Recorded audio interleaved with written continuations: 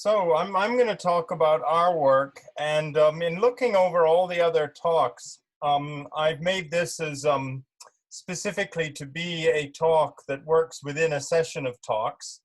And I've noticed that many of the other talks focused on different aspects of using molecular dynamic simulation in the context of pharmaceutical research. And I'm going to focus on a specific type of simulation, and that's lipid membrane simulation. And I'm going to talk about several examples of where we've used lipid membrane simulation as a tool for pharmaceutical research.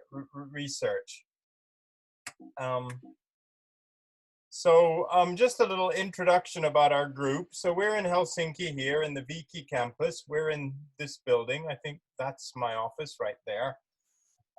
This is our group, is the Pharmaceutical Biophysics Group. Here's where I had the entire group out at my cottage. And the group combines experimental and computational expertise. And in our group, there are two leaders. There is myself, Dr. Alex Bunker, and I have background in computational methods, which is what I'm going to be talking about as well. And the group is also co-led by Dr. Tapani Viitala, who has expertise in experimental label-free analytics. So the experimental techniques our group has expertise in through Tapani Viitala is in mostly in what's called label-free analytics. So that's using techniques like surface plasmon resonance, quartz crystal microbalance, Langmuir film balance, and where the key tool is as a tethered membrane to an active surface of an apparatus. Well, for Langmuir film, it's a monolayer on the surface. But these are methods specifically designed for studying membranes, and they study membranes in an unperturbed environment without a fluorescent label, which can sort of change the system. You can express and isolate membrane properties, look at aspects of liposome delivery system structure. And TAPI is also developing methods to actually stick living cells on surface and study actual living cell cultures through this technique. And we're able to get a lot of insight and develop methods based on this. And this is coupled with my expertise using all-atom molecular dynamic simulation. And this is something which several other talks have gone through in detail, so I'll just skip through this quickly. You basically have this box, 15 by 15 by 15 nanometers, where you can look at up to a microsecond of a system with periodic boundary conditions. Physical chemistry is incorporated into interactions between the molecules. They wiggle about like this, and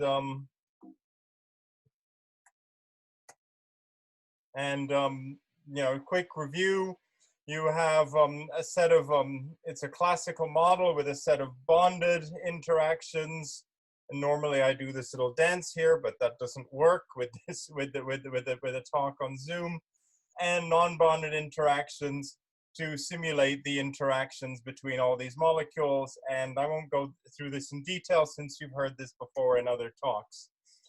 Now, the way I like to see the role of computational modeling in the bigger picture of pharmaceutical research and actually scientific research in general is that experimental analysis alone is a lot like the parable of the blind men and the elephant. Each methodology isolates different property. Often they don't meet to make a complete picture. And computational modeling, if you're familiar with the parable of the blind men and the elephant, one of the blind men touches the ear and thinks it's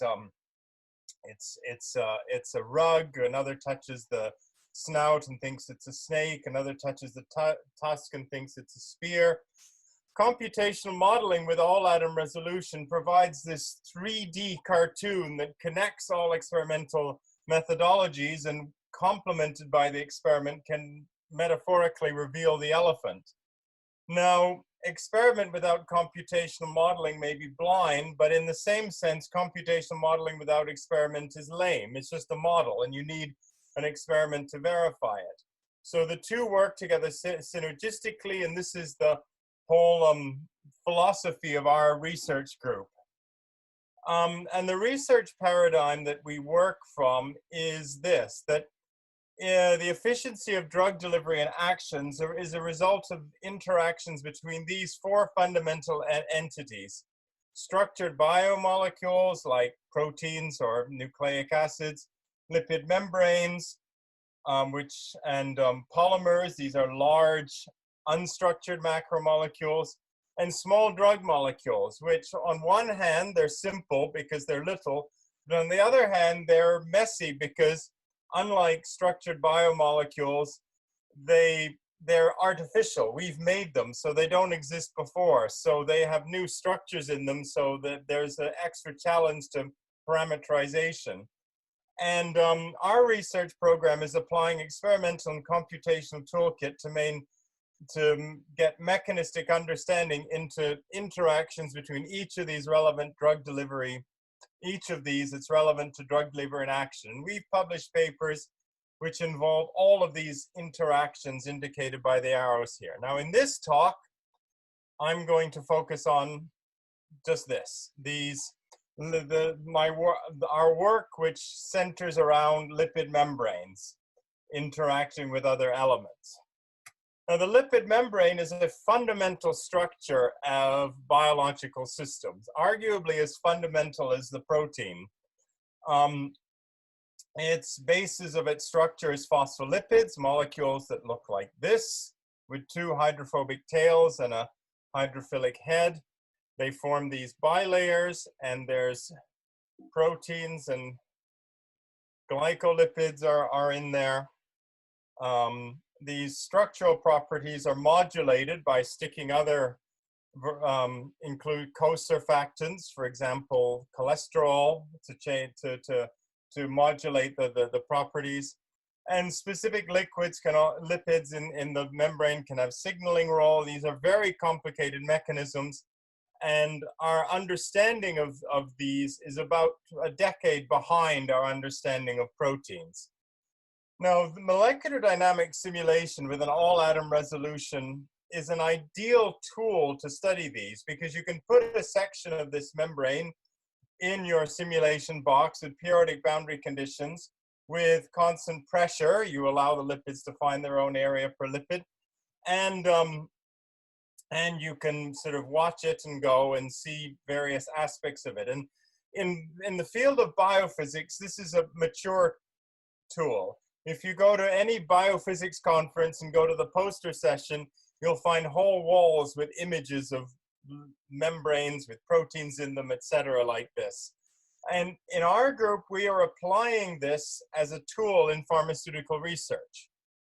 Now, there's three areas where we're applying this, which I'm going to talk about. One is these membrane proteins as drug targets.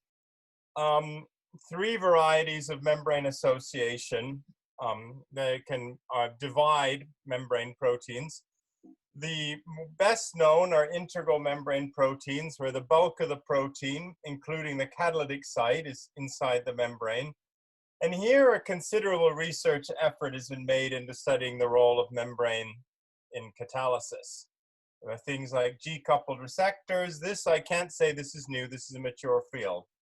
But there's two other sorts of membrane-associated proteins. There are bitopic or single-pass membrane proteins, which is a protein connected to the membrane through a single transmembrane helix, where, however, catalysis occurs on a domain that is outside the membrane.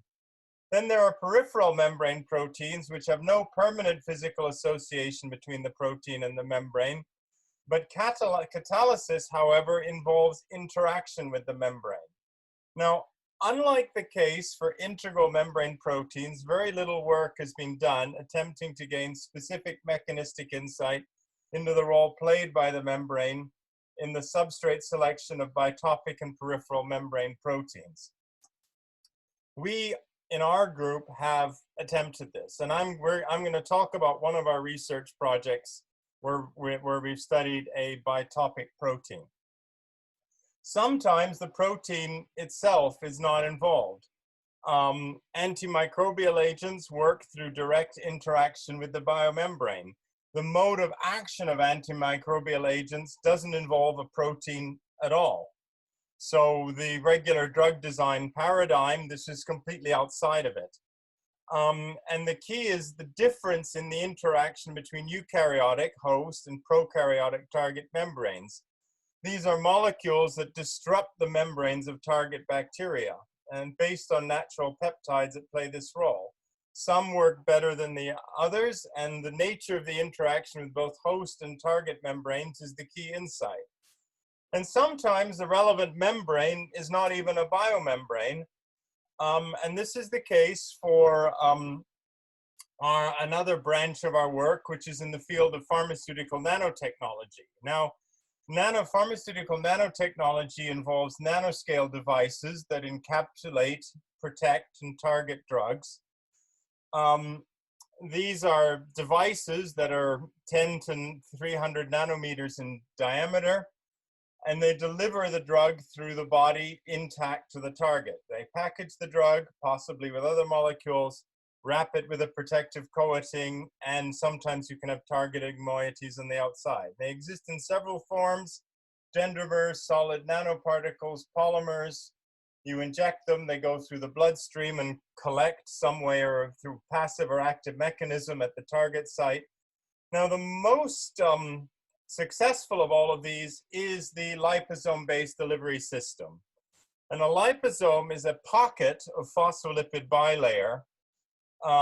It's very versatile. So you basically, it's sort of like an empty cell. You have this membrane, and you can put hydrophilic drugs inside or hydrophobic drugs sitting in the membrane. You can wrap it with a protective polymer corona by functionalizing head groups to different polymers. You can stick targeting moieties on. You can control the lipid formulations by putting extra molecules in here. So there's lots of metaphorical dials and switches. And once again, the tool of molecular dynamics modeling can be used to study these. And here we have taken what is a mature tool in the field of biophysics and transcribed it to nanomedicine to, instead of looking at natural biomembranes, to investigate the membranes of drug delivery liposomes. So this can be seen as a computational design tool for liposome-based delivery systems. So just as in mechanical engineering, we have CAD where we can design some piece of equipment on a computer. Here we can actually get an idea of what elements of this liposome is doing. And we'll talk about some of our work we've done in this field. So now, before I go on, there's two specific tools which we use in our research. So as you know, when you do this molecular dynamics simulation, you get this trajectory, and then you analyze the trajectory. And there's two specific tools we use, which I'm not certain the other talks have discussed. So I'll go through them. And one of them is a specific analysis tool for membrane simulations, and that is the mass density profile. So you can define a type of atom or an atom group or a molecule, and you determine the density distribution along the membrane normal. So what you do is you take slabs parallel to the membrane, and you measure the number of whatever this thing is inside that slab, and it gives you a gauge of where in the membrane different things are sitting. So let's say here's this targeting moiety. We see it sits up here.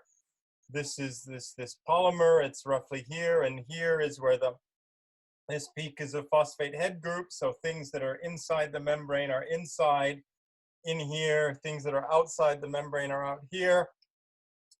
And this is something you'll see a lot in the rest of this talk. Now, the other tool that to mention is the solvent accessible surface area. And that's that any molecule has a defined Connolly surface. Now, what you can do is you can take a ball and roll it over the van der Waals radiuses, and you get this sort of cloud around the molecule. And you can find what the surface area of this cloud is and which parts of the surface area are in contact with which other elements of the system. So you can see, what percentage of the surface area is in contact with the solvent, what percentage is in contact with some polymer, what percentage is in contact with lipids, etc. Now these two tools, the mass density profile and the solvent accessible surface area, are tools I have used to tease out insight from the simulations. Now, summarizing what we've talked about so far, which is, this is the sort of preamble before I actually talk about these three specific projects. So what I do is I use molecular dynamic simulation of lipid membranes, the tool in pharmaceutical research. The tool is this window with this physical chemistry and interactions between the atoms. So you get a model with atomistic resolution, a window 15 by 15 by 15 nanometers for up to a microsecond. It's like this little holographic movie we get, many assumptions, and all works carried out in parallel with computational experiment to whatever degree is possible. And as you'll see from my examples how this works out.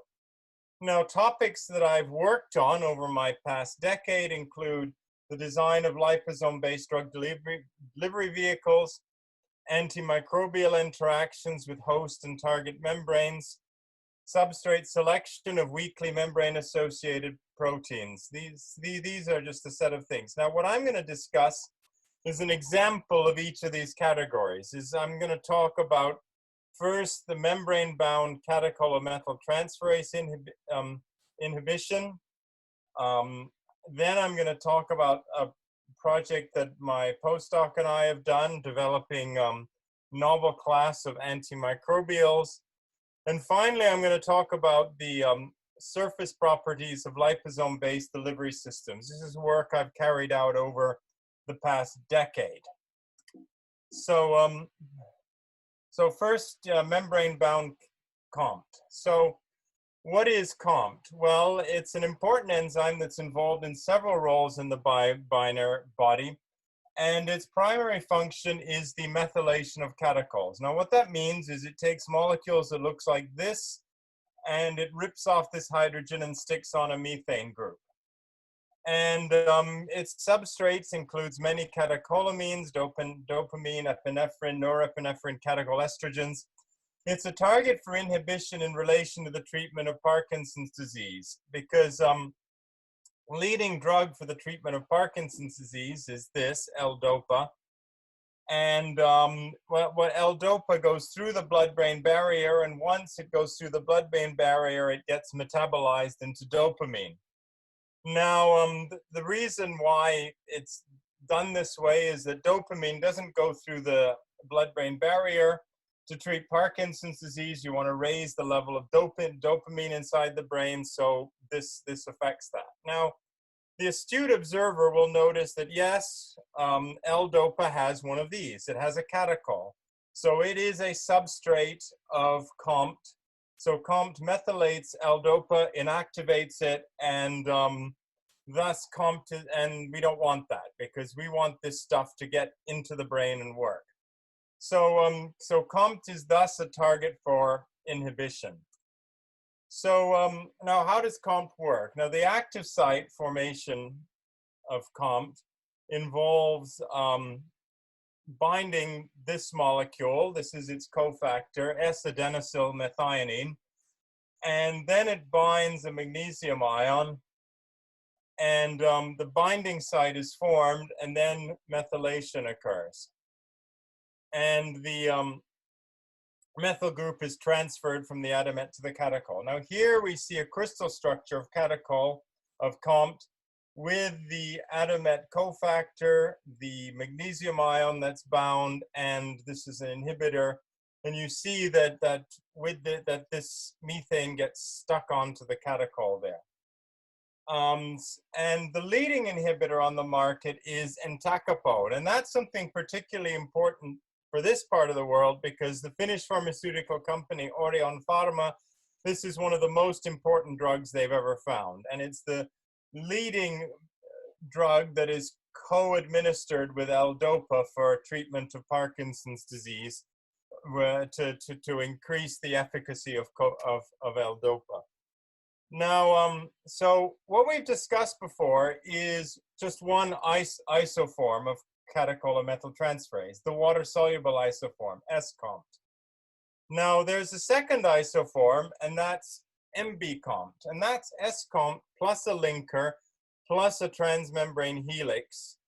And so this is sort of stuck like it's like there's a string and a pin attached to it. It's pinned into the membrane, and but its catalytic domain is identical to S-COMT. So it's just bouncing around outside the membrane, but stuck to the membrane.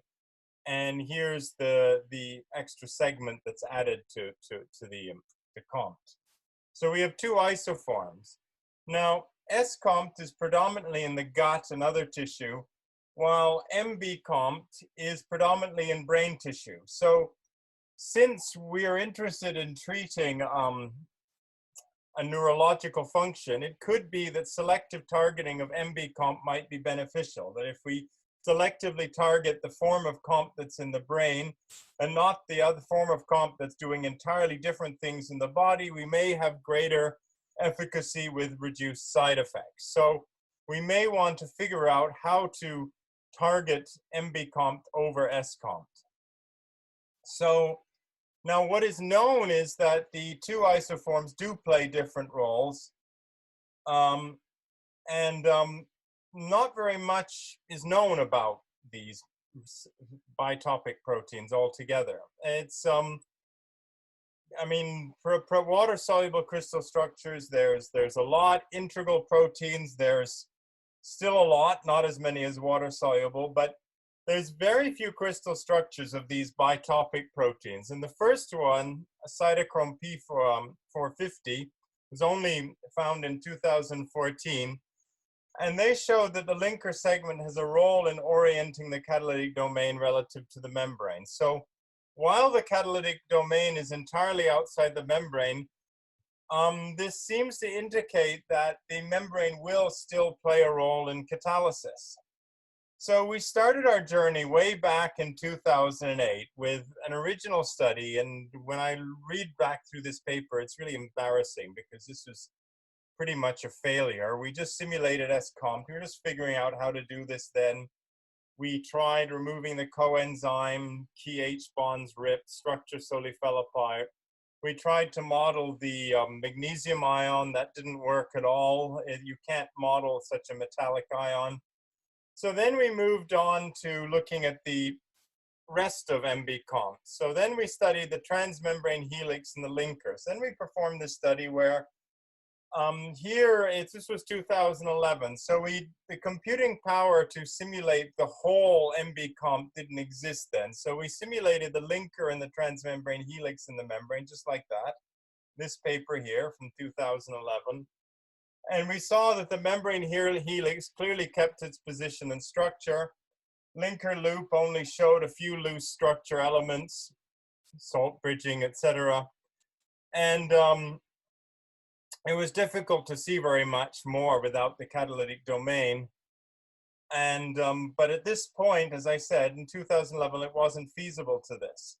So we did realize that interaction of the membrane with the substrate inhibitors would most probably play a role as well. So we started off, we look at the membrane the parts of MB-COMT that are added.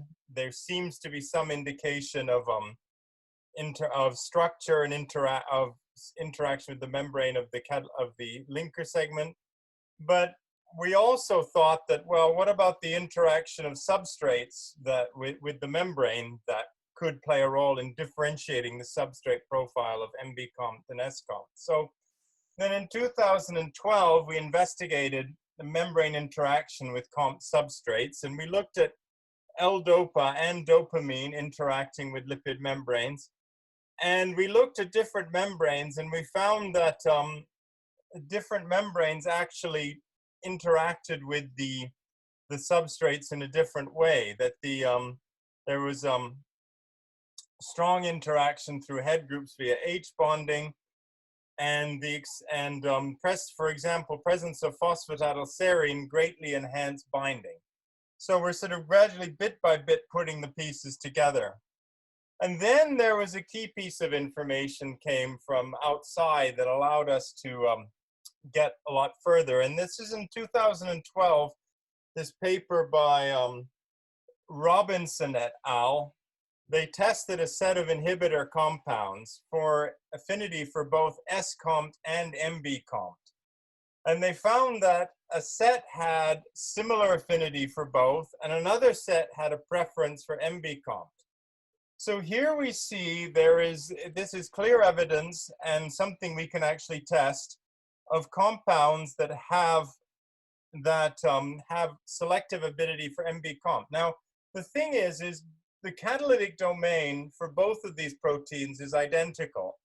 So anything to do with the standard paradigm of lock and key, you can't see how there's any differentiation. So the differentiation has to come from outside of that paradigm. So we hypothesize that the mechanism involves the membrane, interaction between membrane and substrate, and interaction between membrane and catalytic domain. So first, to look at membrane substrate in simulation, that's the easy part, following on from what we did previously with L-dopa and dopamine. We could test a set of these compounds, the ones which had affinity for both and the ones which had affinity for MB-compt, just simulating them with the membrane.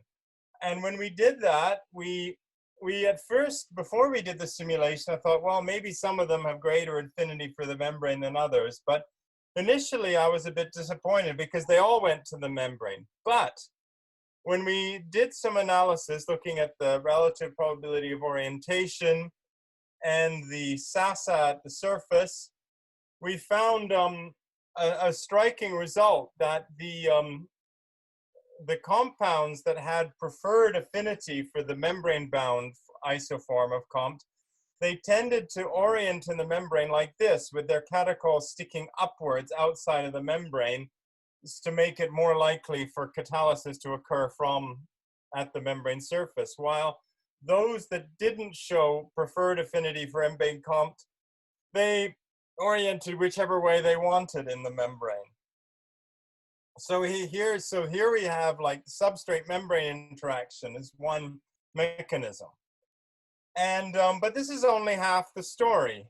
The membrane catalytic domain interaction also plays a role. So my student then, this was where at the time in 2011, 2012, we realized that the computational power just wasn't there to do this. But then then in 2014, this was the real hero of the story for this part of my work, Aniket Magarkar, my then PhD student. And he convinced me that, well, maybe now we have enough computer time, we can try simulating the entire compt with the catalytic domain, linker, and transmembrane helix all together. And yeah, so he did this, and now if you look at this, you can see that if you look at the catalytic surface here, this is this surface, you can see some hint of what's going to happen. That in its apoform, that's without the Atomet cofactor bound, you see these nonpolar, charged and hydrophilic and residues just randomly distributed. Whereas once the Atomet is bound, you see these hydrophobic patches surrounded by a ring of charged and polar lipids. And that indicates that, maybe there is something that's going to happen here. And when we did the simulation, surely enough, we saw exactly what we'd hoped, that when the cofactor is unbound, it just bops around like a played balloon. But when the cofactor was bound, it went down to the membrane and sat there. So now we see that they then did a potential of mean force calculation, and I seem to remember one of the other talks discussed this in detail, where you actually pull the you do a free energy calculation, pulling pulling the molecule off the membrane. And when we looked at the potential of mean force to pull off the atomet, to pull off the apocompt, and to pull off the holocompt, we found that the holocompt potential of mean force was greater than the sum of the apo and atomet. So now here we have the mechanism then. This thing is just wandering around, it grabs the atomet makes this go down to the membrane, where the magnesium ions, which do have a tendency to sit around the membrane. The extent of this, that's a bit controversial, but they're there. So then it grabs the magnesium, and then the substrates, which preferably stick up out of the membrane, will grab it. So then now we have the mechanism. But as I said, you know, experiment without simulation might be blind, but simulation without experiment is lame. We need to somehow verify it. And this is where the fact that I'm in the group with Tapani Vitala came in handy, because he was able to do an experiment which verified this. So we used surface plasmon resonance and quartz crystal microbalance, where you have a flow cell and a tethered membrane. And these are both take very sensitive measurement of perturbations at the surface. And we flowed apocomp past it, holocomp past it, and just atomet past it. And as well as that, we also did isothermal calorimetry. And sure enough, these experimental methods, all three of them, QCM, ITC, and SPR, all gave results which are in general support of our hypothesis. So now we have the hypothesis for the mechanism of action that's been supported by experiment. So then this is where Aniket did something that's really brilliant, is he data mined the UniProt database and found that there's 1,000 bitopic enzymes of the cofactor, and 600 of these have a water-soluble isoform. And then he cross-references with the drug bank database of all drugs which are either withdrawn or currently existing. And he found that there are 65 currently existing drugs that are bitopic proteins with a water-soluble isoform. So this means that there are 65 other instances where there are drugged molecules where we might be able to play the same game. So do we have a new drug design tool that can be applied to other target proteins in addition to COM? This is something that we're proposing, and then in the future we can look here to see if there's any cases where this might be desirable, to select the drug a bit further through this new mechanism where you can actually use the study of the interaction between the drug molecule and the membrane, as well as the mechanism of the catalytic domain in the membrane, to put new criteria for the drug molecule structure to selectively target the membrane isoform. This is sort of like a long-term idea. Okay, so then we published this result finally, and we have this nice cover. And so here is basically the summary of the mechanism that we came up with, expressed a little bit more fancily for our cover article. So then that's one of the three examples. Now the second one I'm going to talk about is our work on antimicrobial peptide derivatives. And this is work I did with my postdoctoral fellow Arturi Koivuniemi. Now, antimicrobials, they attack the bacterial membrane. Of course, antibiotic resistance is an emergent catastrophe. You know, I mean, we're all, focused on COVID-19 now, but this is what's coming next, the bigger wave coming behind it. And particularly bacterial biofilms have proven difficult to treat. Now, a promising new antibacterial class are these beta-2,2 amino acid derivatives. And as I said before, the mode of action does not involve proteins at all. So this is something that's completely outside of the conventional drug design paradigm. The key is interaction with lipid membranes. The idea is that they disrupt bacterial membranes, but have a different interaction with the host membrane, because if it disrupts the host membranes as well, it kills you along with the bacteria, and that's no good. Now, this group in Tromsø tested out these 4 different molecules, and they found this one worked better than the others, but they didn't know why. So we set about to simulating these with eukaryotic and prokaryotic membranes to see what they do. Now, the key is the differences in the interaction with the membrane, obviously. So A2, this one, obviously does more of something. So what do these molecules do? Well, let's look at them. They are amphiphilic. They have hydrophilic head group here and hydrophobic tails. So you would think, okay, well, it seems like pretty obvious that they're going to sit in the membrane, dipping these legs into the membrane with this head interacting with the head groups or sticking out somehow. But how exactly do they do this? Well, we did a simulation to figure it out. We simulated all 4 of these molecules with a bacterial membrane, POPE, POPG, and a eukaryotic membrane, POPC cholesterol. Now remember, we have, these are divided, these two, A2 and A3, share the same head groups, and A5 and A6 share a different head group, but have different tails, while A2 and A5 share the same tails but have a different head group, and A6 and A3 share the same tails and have a different head group. So seeing, you know, how they interact differently, we'll see what's dependent on the head group and what's dependent on the tails. Now, when we did this simulation, here's the SASA and mass density profile results of a simulation of all 4 of these in the membrane.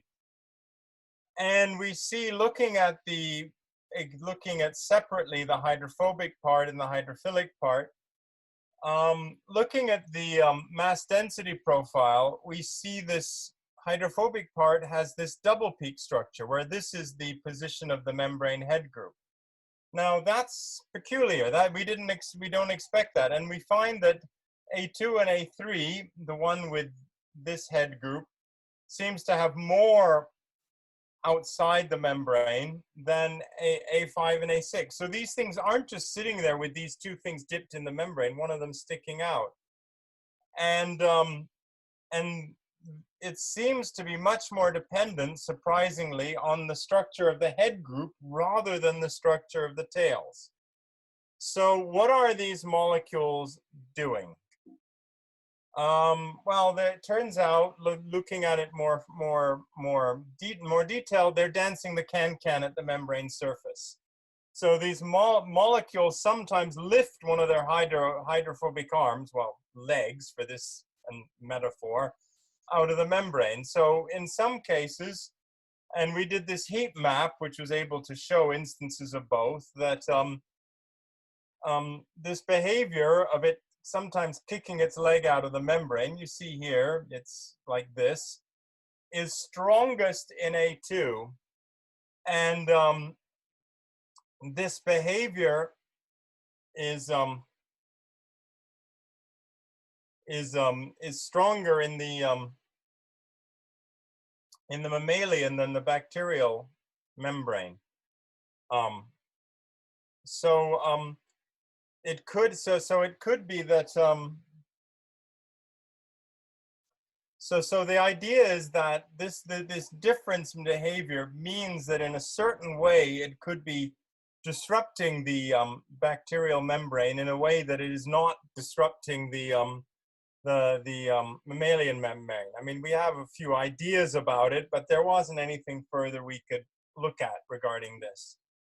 So, I mean, when we look at this, I mean, the interesting thing is that since it was surprisingly more dependent on the head group than the tails, when looking at this in more detail, we see an extra H-bond donor in A2 and A3 that causes the head group to orient flatter to the membrane. And this makes it our belief is that this makes it easier with this sort of thing sitting flatter on the membrane, might make it easier for one of the hydrophobic arms to pop out of the membrane to create this behavior. Okay, so that's an example of what we did with applying this membrane simulation to antimicrobial development. And now the last thing I'll look at is our work where the membrane isn't even a biomembrane, it's the membrane of the drug delivery liposome. And I'm going to talk about 4 different areas of our work here in using membrane simulation as a design tool for liposome-based delivery system research. The first is looking at pegylation and other protective polymer coatings. Now, pegylation is done by sticking polyethylene glycol to the head groups of a subset of the lipids in the membrane of the liposome. So the liposome is predominantly composed of DSPC, and some of these DSPC have a have this PEG stuck on it. And PEG is a very simple polymer. Oxygen CH2CH2 is its group, and it's a very successful surface coating for nanoparticles in liposomes for extending for extending lifetime in drug delivery, and it's also stuck directly to drug molecules. So the end result is this: you have this liposome. Some of these lipids have these pegs stuck on, so they're in this corona outside. And so how does it work? Well, when you stick in one of these liposomes in these liposome-based delivery system, there it is. And normally this thing goes into the blood cell, and this is a horrible, something called complement activation happens. So the first step's opsonization is a bunch of proteins stick onto the outside surface in a very specific cascade. This signals to the macrophage, which comes and eats it. And the PEG polymer forms a shield that somehow inhibits this process. So what can we say about PEG? Well, PEG is it's not like a purely hydrophilic molecule, unlike how several people treated it before. Yes, it has this polar hydrophilic oxygen, but it also has this non-polar hydrophobic group. And as a result, PEG is soluble in both polar and non-polar solvents. So PEG's also a well-known polymer electrolyte. So that means, in layman terms, what it means is it sees cations and wraps around them like this, with the electronegative oxygens for interacting with the cations. This is a very well-known phenomenon. These crown ethers are basically rings of PEG, and that different sizes bind different ions, and this won the 1987 Nobel Prize in Chemistry. So this is really nothing new. So what's the issue? PEG is very successful as a protective polymer coating. It increases bloodstream lifetime of liposomes by an hour to a couple of days. How does it work? This isn't really understood. There is, however, an active effort to find a replacement, as there's plenty of room for improvement. Increasing bloodstream lifetime from an hour to a couple of days is great, but there's red blood cells and antibodies that circulate in the bloodstream for a matter of months.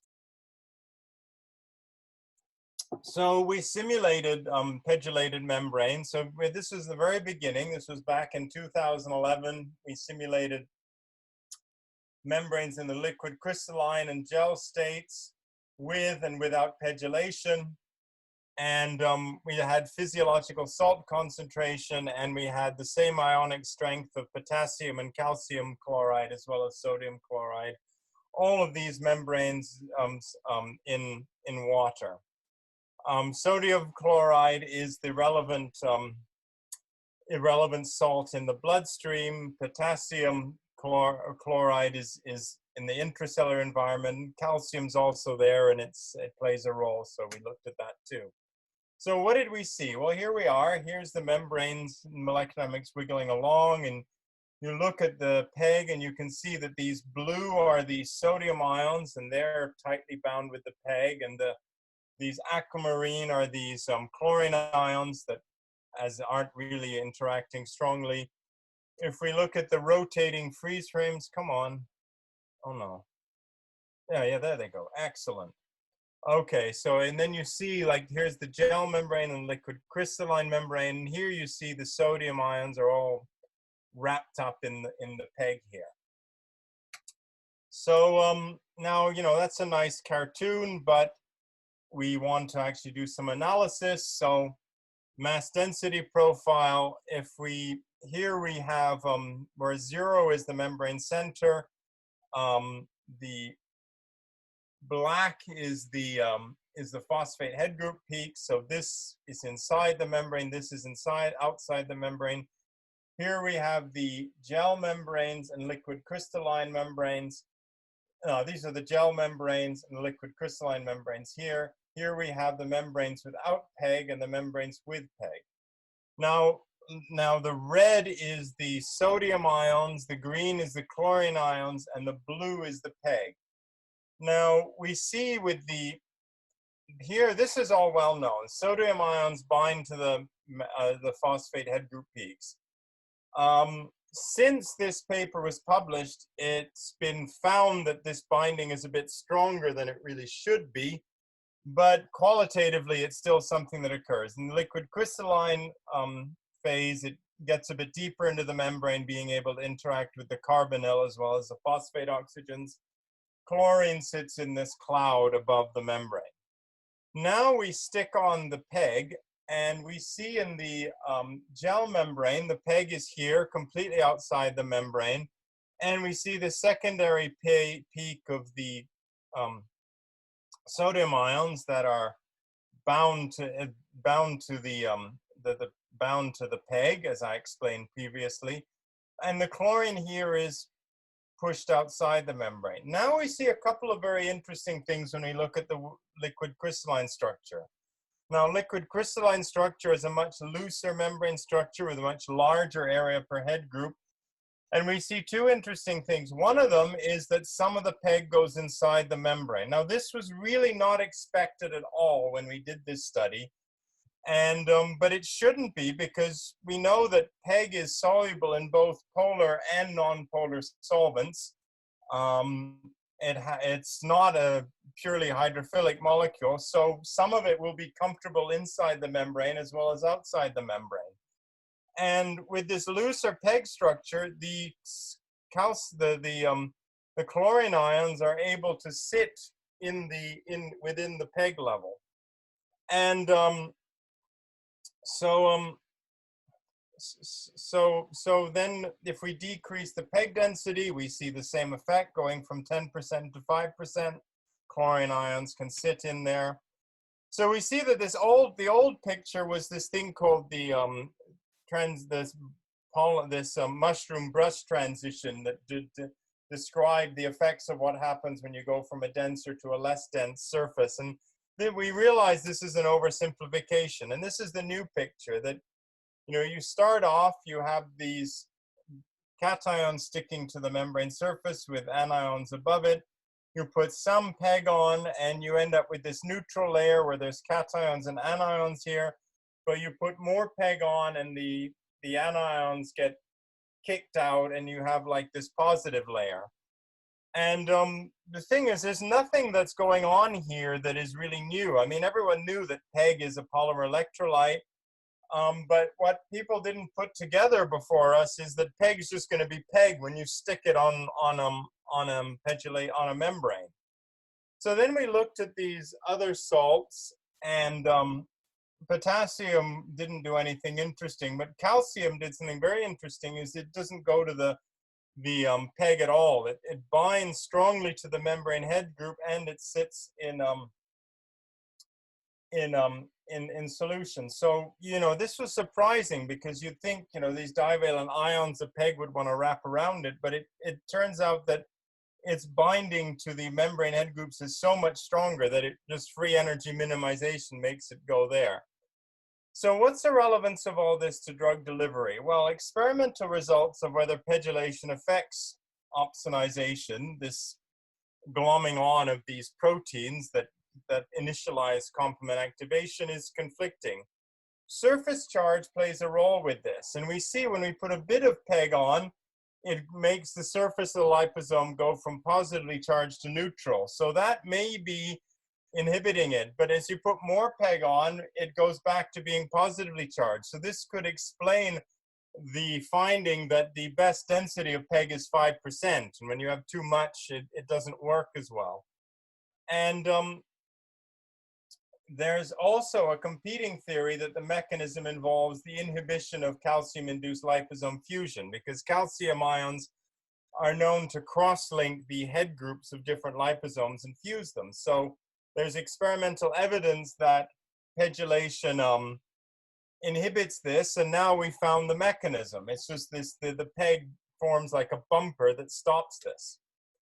So then we stuck cholesterol into the model, and we found that pegylation, that the PEG does enter the membrane when there's cholesterol in the membrane, but it enters in a specific way, winding along the beta surface of the cholesterol. And pegylation actually disrupts the normal role that cholesterol plays when it's in the membrane. Normally, cholesterol has this effect of compacting the membrane, but we found that pegylation actually disrupts this. So cholesterol really isn't doing its job as we would expect in a pegylated liposome. Now, we have an idea of what PEG does. What about alternatives? So one proposed alternative is PMOS,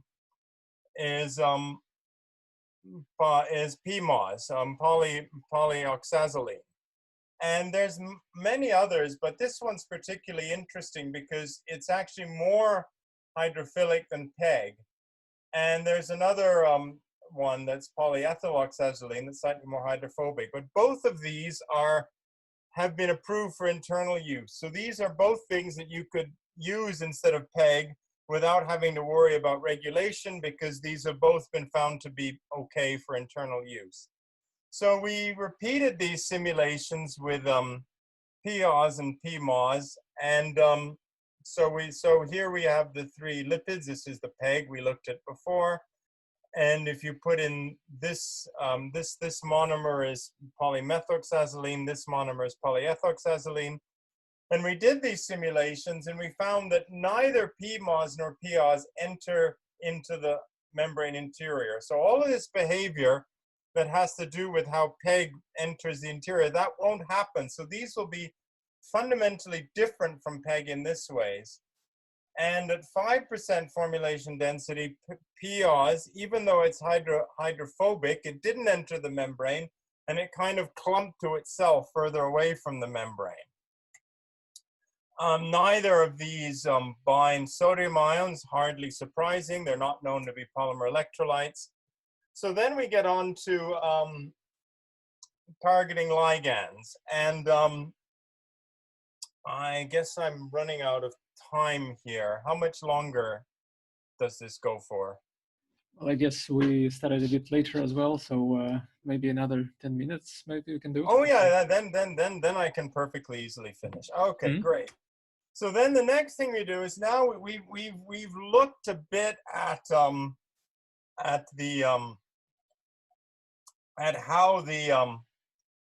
this polymer corona works. If we're looking at going from PEG to alternative polymers, we first figured out something about the mechanism of how PEG works, and then we can start looking at how alternates to PEG that have been proposed work differently. Now we did some work on targeting ligands. So you can achieve our active targeting by sticking extra molecules on the ends of a subset of the PEGs. And this was a study carried out by the Arto Urti group, where they looked at this new targeting ligand, the hydrophobic ATP moiety. And here's a targeting ligand that's already been shown to work. And with this ATP moiety, they did phage display screening and found it was a success. They stuck it on a liposome. No, it failed. And now one thing you can see with the ATP moieties, it's considerably more hydrophobic than the RGD peptide. And so the question you can ask is it obscured on the liposome surface? There's no experimental way to really look at this. So you might think intuitively that, well, since it's hydrophobic, maybe it dips inside the membrane. But the only way we can really get some insight on this is to simulate it. So we simulated bilayers in the gel and liquid crystalline states with both of these.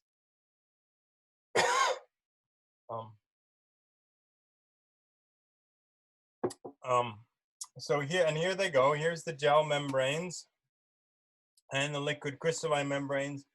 And you see in both cases, they're just sort of bopping around like parade balloons. There's no sign for the ATP moiety of it dipping inside the membrane, as one could intuitively think from just the experimental result that it didn't work.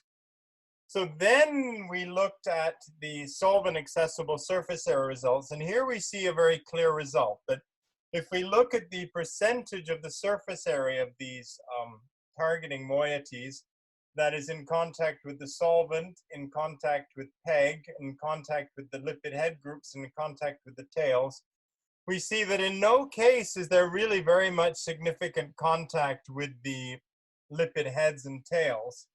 But the big difference between the RGD peptide and the ATP moiety is that the ATP moiety has significantly more contact with the PEG polymer than the solvent, while the RGD peptide has more contact with the solvent. So what's happening with the PEG is it's not dipping into the membrane. It's actually being covered by the PEG, which, as I explained, is not completely hydrophilic. It's solvent in both polar and nonpolar solvents.